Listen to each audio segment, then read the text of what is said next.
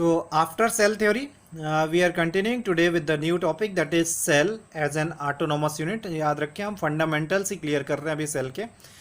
Then we will slowly move on to the depth of the cell biology. तो cell is an autonomous unit. Autonomous unit का मतलब आप समझते हैं. Autonomous unit means what? The self sustaining unit, जिसको sustain करने के लिए किसी दूसरे रेगुलेशन की जरूरत नहीं है, किसको सस्टेन करने के लिए किसी दूसरे चीज के ऊपर डिपेंड होने की जरूरत नहीं है, किसी दूसरे स्ट्रक्चर के ऊपर डिपेंड होने की जरूरत नहीं है. So that is why the cell is an autonomous unit और सेल्फ डिपेंडिंग यूनिट और independent unit. Are you getting my point? तीनों चीजें हैं. The cell is not depending upon any other structure, cell is self regulating unit, self is an autonomous unit. कैसे, यही अपने को समझना है इस टॉपिक में. तो that point what I told you, the cell is self sustaining unit which conduct all life activities independently. क्यों इसको autonomous unit बोला गया है? Because cell is a self sustaining unit, अपने आप sustain करने वाली unit है, which conduct all the life activities independently, जो सारी life activities को स्वयं ही complete करती है. इसके लिए इसको किसी दूसरे के ऊपर डिपेंड करने की जरूरत नहीं है. This is not going to depend on any other of the cell. This is what आपको याद होगा. Cell is structural and functional unit. Independently सब कुछ कर सकती है. This is what the structural and functional unit it is. अब समझना है आपको. क्वेश्चन पूछा जाता है कि cell is an autonomous unit. Suppose एक 5 नंबर का क्वेश्चन आता है कि explain the statement cell is an autonomous unit. तो कैसे एक्सप्लेन करेंगे? तो ये चीजें तो बताएंगे. What is the meaning of autonomous? कि ये किसी के ऊपर डिपेंड नहीं करते. This is self sustaining unit. Because what is the meaning of autonomous unit? Cell is a self sustaining unit which conduct all type of the activities independently. अब कैसे उसको एग्जाम्पल के थ्रू समझाना होगा, उसको उसके कुछ फंक्शंस के थ्रू समझाना होगा. तो फर्स्ट ऑफ ऑल, बिकॉज कैसे the cell can change non living material into the living one. बहुत इंपॉर्टेंट है. सेल मेटाबॉलिज्म में पार्टिसिपेट करती है. Whatever the non living materials we are using, all those non-living materials can be converted in form of the living material by the cell only. Non-living और living का मतलब ये है, suppose we are using some of the food item like carbohydrate we are taking, so carbohydrate is non-living source we are using. Proteins we are using in our food, but that is also the non-living. The fats we are using in our food, that is also the non-living material. But these non-living material cannot be useful until and unless they are not being converted in form of the cellular part.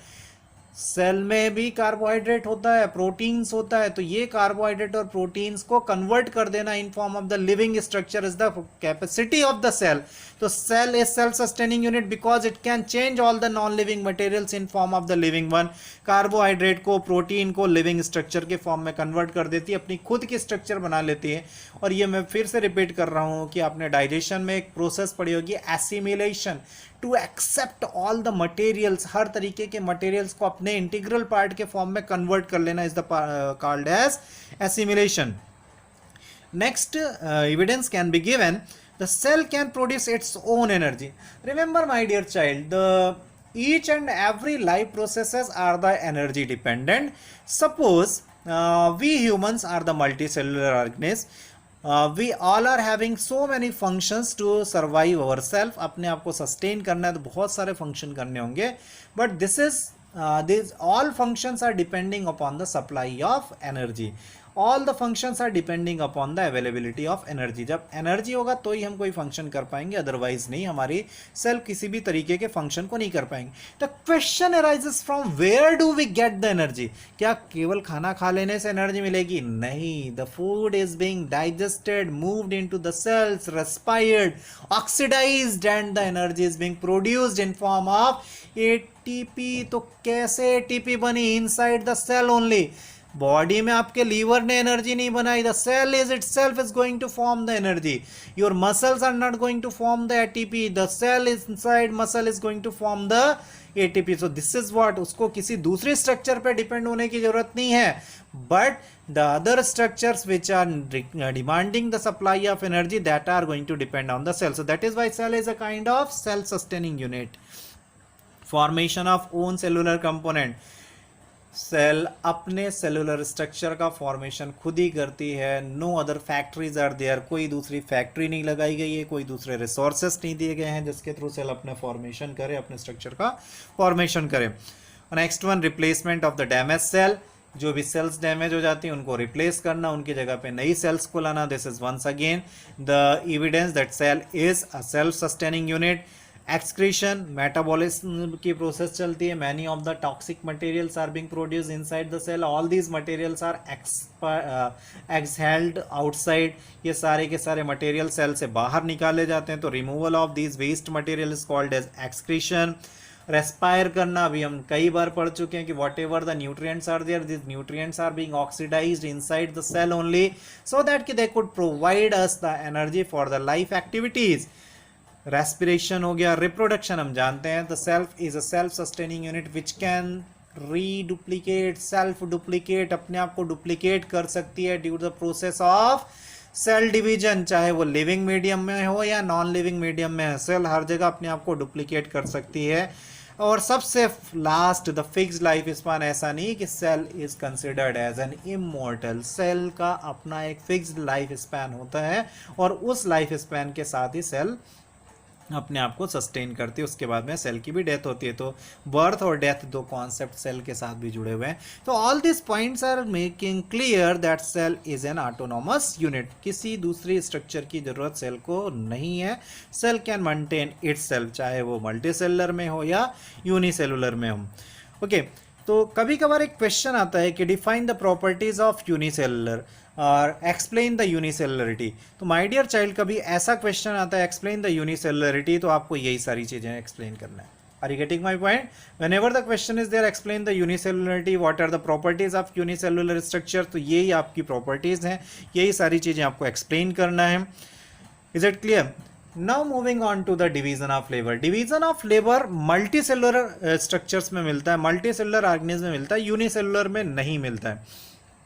अभी just हमने complete किया है cell is an autonomous unit. Autonomous unit मतलब सारे के सारे काम cell खुद करेगी, उसके लिए वो किसी दूसरे के ऊपर डिपेंड नहीं करेगी. लेकिन इसके लिए क्या होना चाहिए, सेल का भी इंडिपेंडेंट होना जरूरी है. Cell must be independent from another structure. Cell should be free from another structure. तो उस कंडीशन में वो क्या करती है, दूसरे स्ट्रक्चर से या दूसरे ऑर्गेनिज्म से या दूसरे सेल से पूरी तरीके से फ्री रहती है और अपना काम इंडिपेंडेंटली करती रहती. But the higher organism are multicellular, they are going to make the group. हमने देखा है cell to tissue, tissues to organ, organ to organ system. तो जब number of cells बढ़ती है तो they are going to make the group. In case of multicellular organism, this is very much difficult to show the autonomy. Are you getting my point? अगर multicellular organism हो गया तो वहां पे बहुत मुश्किल होगा कि वो autonomy शो करें, इंडिपेंडेंस शो करें. उस कंडीशन में when more number of the cells are there, so they are forced to perform a kind of interdependency with each other. ये कैसे होता है, let us understand. My dear child, just try to understand कि अगर एक ऐसी city की को एज्यूम करें जहां पे बहुत ज़्यादा ट्रैफिक हो, और उस ट्रैफिक वाले सिचुएशन में if we can see there is no traffic signal, there is no traffic constable, तो क्या होगा, many of the vehicles are there, these vehicles are going to collapse to each other, accidents होंगे, वहाँ पे damage होगा और सब कुछ अस्त व्यस्त हो जाएगा. ऐसा क्यों हुआ? because more number of vehicles were there but there is no regulating unit is there. Are you getting my point? बहुत सारे vehicles थे और सारे vehicle अपने अपने हिसाब से चलते चले जा रहे थे. अब अगर आप यही बात करें कि यूनिसेलुलर था, तब तक तो सिंगल व्हीकल था, अकेली रोड पे जा रहा था, कोई दिक्कत नहीं थी, इसलिए उसको अपने आप को मेंटेन करना आता था. But when number of vehicles increase, number of cells increase, so they need to learn कि कहाँ से साइड लेना है, किस तरीके से चलना है जिससे एक्सीडेंट ना हो पाए. They must understand how to avoid the clashes. अगर क्लैशेस होते रहेंगे तो can you understand, can you think of that the life can possible. So this is what in case of multicellularity, cells are forced to be interdependent. वो एक दूसरे के ऊपर dependent हो जाती हैं, अपनी ऑटोनॉमी को भूल जाती हैं. These cells are going to specialized for particular type of function, means due to the interdependency the specialized cells are being formed. Specialized cells are being formed का मतलब हम जानते हैं किसी बड़े शहर में अलग अलग तरीके के काम को करने के लिए अलग अलग तरीके के डिपार्टमेंट होते हैं. If single department is there to regulate all type of the functions, definitely there will be a class and the regulation and every type of the problems will be there. So to avoid such kind of the situation, specialization is being given, है ना, एक काम इसको करना है तो that type of specialisation is required. So here also due to the interdependency the specialised cells are being produced. और specialised cells का मतलब क्या हो गया? Specialised cell for specialised type of the function means what? The cells you are allotted the function of excretion, you have to work for excretion only. The cell you need to perform the function of release of tear, so you have to release the tear only, nothing else you have to do. If the cell is being demanded or asked to release out the bile juice, so that cell will have to release the bile juice, nothing else. So that will specialize the system. सभी को अपने अपने roles पता होते हैं और उन roles के हिसाब से वो सारे के सारे काम करते हैं. मतलब इस मल्टी सेलुलर सिस्टम में काम का बंटवारा हो गया. Some of the cells will work for the excretion, some of them will work for the respiration, some of them will work for the reproduction, some of them will work for the digestion, nutrition, absorption. Is it so? So this is what the काम का बंटवारा होना, division of labor. So this is clear to you all. The specialized cells leads to the division of labor. काम का बंटवारा हो जाना. The cells are specialized to perform the particular type of function. No cells, अब liver की cell lungs का काम नहीं करेगी, लंग्स का काम लीवर की सेल नहीं करेगी, स्टमक की सेल का काम स्टमक की सेल ही करेगी, और इंटेस्टाइन की सेल का काम इंटेस्टाइन की सेल ही करेगी. Remember, and due to that specialised nature, due to the division of labour, these cells are being converted in form of the permanent cell. They lost the capacity of division. Permanency आ जाती है, differentiation हो जाता है, दूसरी cell से अलग behave करने लगती है. लेकिन ये भी ध्यान देने की बात है कि this permanency, this differentiation, this lost self autonomy is being maintained till the time they are in a multicellular structure. अगर लीवर की किसी एक इंडिविजुअल सेल को निकाल के बाहर कर देंगे तो that cell will start working as an unicellular structure and will start working all sort of the function. हर तरीके के काम करना शुरू कर देगी. समझ में आ रहा है? जब तक वो लीवर के अंदर है तब तक लीवर की सेल है, लेकिन जैसे ही वो लीवर से बाहर आ जाएगी तो वो कैसी हो जाएगी? एक सेल हो जाएगी. अब वो सेल खुद ही रेस्पिरेशन, खुद ही डाइजेशन, खुद ही circulation, everything it has to do. So is it clear to you all? और यही एक कॉन्सेप्ट होता है जो स्टेम सेल कॉन्सेप्ट को जनरेट करता है कि stem cells, if you have gone through, आपने कभी सुना हो, stem cells are the cells which can generate out all type of the cells. आजकल डिजीज ट्रीटमेंट में बहुत ज्यादा यूज कर रहे हैं अपन स्टेम सेल्स का. और यहीं से एक नया कॉन्सेप्ट डेवलप होता है, cellular totipotency. Very important question my dear child. आप जब भी पढ़ें तो this must be a very important topic for you, the cellular totipotency. Cellular totipotency, cellular आप नाम से ही समझ रहे हैं, सेलुलर टोटिपोटेंसी थोड़ा सा नोटोरियस होके सोचें. टोटिपोटेंसी हालांकि ऐसा नहीं समझते, but if you are just going with me तो हो सकता है आसानी से समझ में आ जाए. टोटी प्लस पोटेंसी. पोटेंसी का मतलब आप जानते हैं पोटेंशियल, और टोटी का मतलब टोटल नहीं होता, but I am here writing as total. So totipotency, total potential. Total potential का मतलब some of the cells are there, दो cells are having the full capacity to grow the full organism. If any of the cell is there which is having capacity to grow in form of the full or complete organism, that is called as cellular totipotency. So capacity of cell to develop in form of the complete organism is called as cellular totipotency. यही stem cell का concept है कि कोई भी ऐसी cell जिसके कारण the complete organism can be develop, the whole organism can be develop, that is called as cellular totipotency. उस सेल में वो कैपेसिटी होती है कि वो डेवलप कर सकती है पूरे नए ऑर्गेनिज्म को. नॉर्मली एनिमल्स में कम देखा जाता है, but the plant cells are totipotent cell. बहुत इंपॉर्टेंट पॉइंट है नीट के लिए. Normally animal cells are not having the totipotency, but the plant cells always perform the totipotent nature. Plant cells हमेशा totipotency होती हैं. और इस कॉन्सेप्ट को, हर एक पॉइंट यहाँ पे बहुत इंपॉर्टेंट है आपके लिए, because this question is very important in NEET examination. The concept of cellular totipotency was given by Haberlandt in 1902, and he is referred as the father of tissue culture. Are you getting my point? The concept of totipotency was given by the Haberland and he is referred as the father of tissue culture. But the experimental evidence for the totipotency was given by the Alec Stewart in 1956. The experimental evidence for totipotency, हर point important है इस topic का, इस concept का. The experimental evidence for the totipotency was given by the Alec Stewart in 1956. He performed the tissue culture experiment on the carrot root. He performed the tissue culture experiment on the carrot root. How he did the experiment, what he did, what observation, what conclusion he got out, we'll just understand. So just take a look on the experiment what he performed. He performed the experiment that is called as tissue culture technique. How tissue culture technique is being performed, just try to understand. So tissue culture technique के लिए उन्होंने क्या किया कि एक जो भी host plant था, he has chosen the phloem of the carrot root का यूज़ किया. Root is the permanent cell, तो उसी का यूज़ किया उन्होंने. कैरेट रूट को आइसोलेट किया और उसके फ्लोएम पार्ट को निकाला. सो he has taken out a small piece of mature non-dividing cells of the phloem from the carrot root. Remember, a small piece of the mature non-dividing cells of the phloem from the carrot root.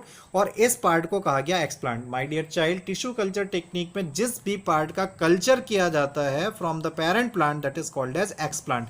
X means outside, plant मतलब plant. So plant से बाहर निकाला गया portion जिसका tissue culture के लिए use करेंगे, that is called as explant. So remember, what is the explant there in case of the Haberland experiment and the Stewart experiment? The small piece of the mature non-dividing cell of the phloem from the carrot root. So is it clear? What is explant? अगर पूछा जाता है कभी आपको higher examination में, explant, ex मतलब outside external plant, तो plant से एक्साइज करके बाहर निकाला गया part which can be used in the process of tissue culture technique is called as explant. तो सबसे पहले एक्सप्लांट निकाल लिया और एक्सप्लांट के फॉर्म में इन्होंने किसका यूज किया था? Phloem part of the carrot root.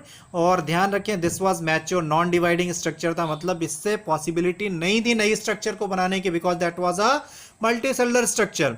अब जैसे ये एक्सप्लांट निकाला गया तो दिस इज रिक्वायर्ड कि they must provide the complete condition for the growth and development. So they have shifted the explant part into a nutrient medium or culture medium. Nutrient medium or culture medium is a kind of solution where all sort of the nutrients are present which ensures the maximum growth and development of the plant. जैसे इसमें phytohormones भी होंगे like auxin, cytokinin, somewhere zebraline is also required, vitamins are there, inorganic salts are there, and very importantly the energy resource that is sucrose. तो basically ये बनाया जाता है और उसमें एगेरोज जेल बेस लेता है, समवेयर लिक्विड सॉल्यूशन लेते हैं. तो वो अपन हायर स्टडीज़ में पढ़ेंगे जब क्लास 12 में टिश्यू कल्चर डिटेल में कर रहेंगे उस समय. तो एक्सप्लांट को लिया, उसको न्यूट्रिएंट मीडिया में शिफ्ट किया. न्यूट्रिएंट मीडिया में शिफ्ट करेंगे, टेम्परेचर लगभग 24 डिग्री के आसपास रखते हैं. The pH should be maintain at 6.0 to 7 इनके बीच में रखा जाता है. नॉर्मल पीएच होता है इसका 6.4 के आसपास. तो इस ड्यूरेशन में इन सारी कंडीशंस को प्रोवाइड करने के बाद में what will happen, the maximum division will be ensured in the carrot root because everything is favourable for that. So due to the maximum division the callus formation will be there. Once again the very important question, अब पूछा जाता है क्या है callus. So my dear child, callus is the cells of undifferentiated mass or group of undifferentiated mass. Callus अब division शुरू होता है तो initially the cells are undifferentiated, temporary cells होती हैं, किसी पर्टिकुलर स्पेशलाइज्ड सेल के फॉर्म में नहीं होती. सो नॉन स्पेशलाइज्ड सेल्स के ग्रुप को अपन कैलस कहते हैं. हम यहाँ पे ये कह सकते हैं the cells of undifferentiated mass या group of undifferentiated mass is called as callus. Embryoid callus बनता है, उसके बाद में न्यूली फॉर्म्ड एम्ब्रियो बनेंगे, उन्हीं से प्लांटलेट्स का फॉर्मेशन होगा और ये प्लांटलेट्स को फिर नर्सरी में डाल दिया जाता है so that it could generate. तो यहाँ आपने देखा कि we have taken out the mature non dividing part and that mature non dividing part is going to generate out the entire plant. Is it not shocking? This is what the totipotency is. Any of the part which can generate out, which can grown out in form of the full grown plant or a complete plant is called as totipotent part. Are you getting my point? एक diagram से समझते हैं, like that a test tube, the nutrient media we have taken, explant हमने देखा था, phloem carat root का phloem part लिया, न्यूट्रिएटिव media में दिया, यहाँ पे लगातार डिवीजन होगा और डिवीजन के कारण the group of undifferentiated cells बन जाएगा. That group of undifferentiated cell is called as callus. And afterward this is going to convert in form of embryoid. Finally embryoid will get converted in form of the plantlets और यही plantlets आखिर में चल के क्या बनाएंगे, carrot root. तो ये concept था totipotency का, very important concept. Totipotency means to say what? The capacity of any cell or the part of the plant which can generate in form of the full grown plant. तो अभी आपने totipotency देखा, तो totipotency में एक नया term आया था, group of undifferentiated mass of cell. So undifferentiated word का मतलब क्या होता है, तो on the basis of the division capacity हम सेल को 3-4 तरीके से समझ सकते हैं. कैसे? कुछ सेल्स को हम कहते हैं अनडिफरेंशिएटेड सेल. अनडिफरेंशिएटेड सेल पूरी तरीके से टेम्परेरी सेल्स कहलाती हैं. All the cells which are undifferentiated are called as temporary cell. Temporary cell means to say the cells which retains the capacity of division. The cells which are having capacity of division are called as undifferentiated cell. Is it clear? पहले तरीके के cell undifferentiated cell. अभी callus आपने देखा था, group of undifferentiated cell. And remember undifferentiated, they are not differentiated, means what? These cells can convert in form of any of the structure, चाहे वो leaves का फॉर्मेशन करें या स्टेम का फॉर्मेशन करें, रूट्स का फॉर्मेशन करें, फ्लावर का फॉर्मेशन करें, that can be done by these cells only. So undifferentiated का मतलब समझ में आया, they are not differentiated, they are completely temporary cell, they are having capacity of division. अगर हम एग्जाम्पल की बात करेंगे तो meristematic cell can be taken as the example for that. Second cell, अब धीरे धीरे इन्हीं सेल्स में क्या होगा, डिवीजन कैपेसिटी कम होने लगेंगी. These cells will get specialised for performing a particular type of function. Some of the cells will get converted in form of the floral cell, some of the cells will get convert in form of the root cell, some of them will convert in form of stem, some of them will get convert in form of fruits and everything. So fruit cells will work only for formation of the fruit, roots will work only for the function of the roots. Specialization will be there. So the undifferentiated cell is now being converted in form of differentiated. The differentiated cells are called as mature cells and undifferentiated immature. Undifferentiated is temporary, the capacity of division is present. Differentiated, mature, permanent cells, the capacity of division is being lost there on the particular type of structure, particular type of organ is being produced by this type of the cell. कभी कभार क्या होता है कि due to any of the loss, किसी कारण से आपका जैसे मेरिस्टेमेटिक टिश्यूज है, meristematic tissues I think you have gone through that in the earlier classes, कि मेरिस्टेमेटिक टिश्यूज की पोजीशन होती है apical meristem, lateral meristem, intercalary meristem. तो अगर इन मेरिस्टेम में देखें किसी कारण से अगर एपाइकल मेरिस्टेम टूट जाता है तो इंटरकैलरी मेरिस्टेम वापस से डिवीजन करने की कैपेसिटी ग्रो करता है. The gardeners are trimming, the gardeners are pruning, और प्रूनिंग और ट्रिमिंग के कारण क्या होता है, प्लांट्स की ग्रोथ इंश्योर होने लगती है, बेहतर ग्रोथ करता है. तो इसका मतलब ये होता है कि some time the cells which are being specialised, some time the cells which are differentiated, those cells can regain their power of division. तो ऐसी cells को हम क्या बोलते हैं, de-differentiated cell.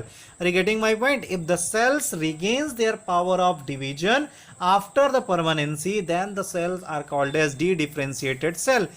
इसका एग्जाम्पल अपन रीजेनरेशन के केस में भी ले सकते हैं. In case of the animal cell the regeneration can also be taken in as an example of that. Moving on to the last one, after regeneration, after dedifferentiation, इन cells को वापस permanent होना पड़ेगा, तो that is called as redifferentiated cells. तो फिर से मैं इनको एक स्ट्रेट फॉरवर्ड में बताऊं, undifferentiated immature temporary cell with the division capacity, differentiated specialised mature cell without division capacity which lost the capacity of division. फिर डी डिफरेंशिएटेड, तो पहले क्या हुआ, टेम्परेरी से परमानेंट, अब डी डिफरेंशिएटेड, परमानेंट से टेम्परेरी, और रीडिफरेंशिएटेड फिर से टेम्परेरी से परमानेंट. ये प्रोसेस लगातार चलती रहती है. Division, non division, division, non division. Are you getting my point? So this is what the type of cell based on the division. Moving on to the next concept, that is size of the cell. My dear child, size of cell is not very much important concept in that terms कि कौन सी cell बड़ी है, कौन सी छोटी है, क्या size होता है. This is not we are going to study. This is what the fundamental points. We have to understand what is the importance of size of the cells. So just try to understand. Remember the first point what I am just going to explain, the size of cell is fixed for an organism, is not affected by the size of body. बहुत important point है. The size of cell is fixed for an organism, not being affected by size of body. मतलब ये है कि किसी भी organism में size of cell fix होगा. अगर उसमें 10 माइक्रोन की सेल है तो पूरी सेल्स 10 माइक्रोन की होगी, चाहे बॉडी का साइज कितना भी बड़ा क्यों ना हो. बॉडी के साइज बड़े होने का मतलब है नंबर ऑफ सेल्स का बढ़ना, not the size of cell is being increased. Are you getting my point? The size of body will enlarge due to the increased number of the cells, not by the increased size of cell. So whatever the size of body is there, the size of cell will be fixed, number of cell will vary. समझ में आ रहा है? Whale की body में मिलने वाली सारी sales एक जैसे साइज की होंगी, एलिफेंट की सारी सेल एक साइज की होंगी, ह्यूमंस की सारी सेल एक साइज की होंगी. ऐसा नहीं है कि ह्यूमंस की साइज बड़ी है, व्हेल की साइज बड़ी है, एलिफेंट की साइज बड़ी है तो सेल्स का साइज भी अलग अलग होता जाएगा. तो size of cell will be fixed, being not affected with the increase in the body size. Only the number of cell will increase and the number of cell will increase to increase the size of body. Second point, this is also important, the cell size is being associated with the cell function. The cell which is more active, more functional will have the bigger size. धीरे धीरे size बढ़ता जाता है, उसकी functional capacity reduce होती जाती. कैसे वो अपन अभी समझते हैं. The size of cell is also associated with the cell function. The very important factor, remember for the NEET examination, the size of cell is depending upon the two factors. The first factor is called as nucleocytoplasmic ratio. The two factors are there by which on which the size of cell is depending. The nucleocytoplasmic ratio, ये आपको पढ़ना होगा cell division के time पे भी. Cell division में भी हम देखेंगे. These are two very key factors और अभी भी उन चीज़ों को समझने की कोशिश करते हैं. The nucleocytoplasmic ratio and ratio of surface area to the volume of cell. Nucleocytoplasmic ratio का मतलब ये होता है कि सेल के अंदर दो तरीके के लिक्विड है. One liquid is present inside the cell, that is called as cell cytoplasm, and another liquid is present inside the nucleus, that is called as nucleoplasm. So the ratio of nucleoplasm to the cytoplasm is called as nucleocytoplasmic ratio. Ratio of nucleoplasm to the cytoplasm is called as nucleocytoplasmic ratio. Nucleoplasm का cytoplasm के साथ होने वाला ratio is called as nucleocytoplasmic ratio. And second, ratio of surface area to the volume of cell. बहुत आसान है. Surface area to the volume of cell, कितनी बड़ी सेल है और उसका वॉल्यूम क्या है, उसका जो रेशियो होगा that is called as ratio of the surface area और वॉल्यूम टू द सेल. इसको सरफेस वॉल्यूम रेशियो भी कहते हैं. और ये बहुत इंपॉर्टेंट है. सेल का डिवीजन सेल की एक्टिविटी को डिफाइन करते हैं. ध्यान रखें, the smaller cells are more active. ये आप बहुत आसानी से जानते हैं. स्मॉलर सेल्स का मतलब newly formed cell, newly dividing cell. तो न्यूली सेल्स होती हैं, नई सेल्स होती हैं, वो बहुत एक्टिव होती हैं. धीरे धीरे सेल्स पुरानी होती जाती हैं और उनकी एक्टिविटी स्लो होती जाती है, स्लगिश होती जाती है, वो रिड्यूस्ड एक्टिविटी शो करने लगती हैं. तो smaller cells are the newer cells are more active.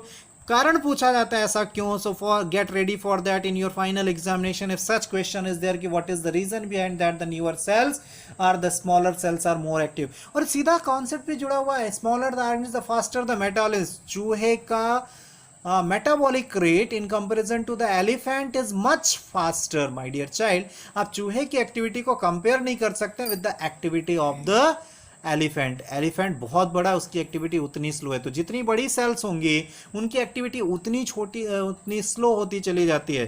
So small cells are more active because of high nucleocytoplasmic ratio. उस समय ज़्यादा न्यूक्लियोप्लाज्म होता है in comparison to the cytoplasm. तो ये बात क्लियर हो गई आप लोगों को कि जितनी छोटी सेल्स होगी, जितना साइज उसका कम होगा, वो उतनी एक्टिव होगी क्योंकि उसका सरफेस वॉल्यूम रेशियो और न्यूक्लियोसाइटोप्लाज्मिक रेशियो उतना ही ज़्यादा होगा. Smaller the cell, more the surface volume ratio and the nucleocytoplasmic ratio. अगर क्वेश्चन पूछा जाता है why this is so, the smaller cells are having this one, because the smaller cells are the fresh cells, they are now, they have just started the metabolism. अभी metabolism शुरू हुआ, तो धीरे धीरे मेटाबॉलिज्म बढ़ेगा. they will start accumulating the material. तो जो cytoplasmic volume है वो बढ़ेगा और न्यूक्लियोप्लाज्मिक वॉल्यूम कम होगा, तो न्यूक्लियोसाइटोप्लाज्मिक रेशियो डिस्टर्ब हो जाएगा. Similarly, the volume of the cell will increase and the surface area will get reduced. So this is what the problem is. So just clear, this is clear to you all. The smaller cells are more active because of the high nucleocytoplasmic ratio and the surface volume ratio. So moving on to the next point, एक question आप लोगों के काम का है, जो students हमेशा prefer करते हैं कि what is the size of cell, what is the number of cell. तो size of cell, the eukaryotic cell ranges between 1 to 100 millimicron. मतलब यूकैरियोटिक सेल का नॉर्मल साइज होता है 1 माइक्रोन से लेके 100 माइक्रोन के बीच में। सबसे छोटी सेल इतनी और सबसे बड़ी सेल ये। The smallest cell which is reported till date is mycoplasma, that is called as PPLO, pleuropneumonia like आर्मियस। 10 माइक्रोन इसका साइज होता है। The smallest cell which is reported is PPLO mycoplasma pleuropneumonia like आर्मियस। अपन इसको और बाद में डिस्कस करेंगे। और mycoplasma that is 10 micron the size is there. The largest cell you knows very well, the ostrich egg. Humans में longest cell की बात करें या लॉन्गेस्ट सेल की बात करें तो नर्व सेल।